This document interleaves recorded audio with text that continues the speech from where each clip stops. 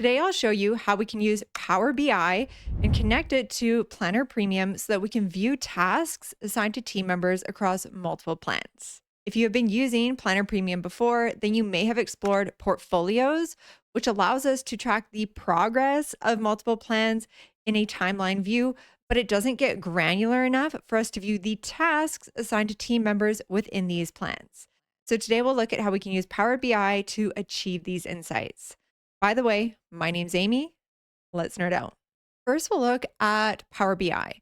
So, if you are a Power BI whiz, then you could create your own custom Power BI dashboard to connect to your Planner Premium plans.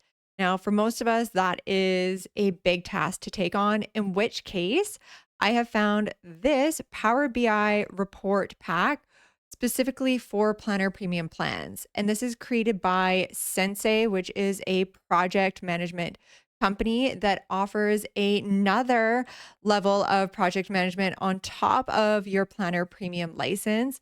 For full disclosure, I am not sponsored by Sensei. This is just a report pack that I have found and I have used it myself, and it is a really powerful tool.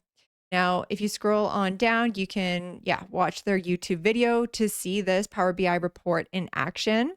But at the bottom here, there is a download link. So you can follow this link, you can download this Power BI Power Pack, and then it will provide you with instructions on how you can set this up within your organization, as well as that Power BI file that you can connect into your Microsoft ecosystem that will pull all of your Planner Premium plans into that dashboard. So this will allow you to use a Power BI dashboard to view all of the tasks assigned to team members across multiple plans.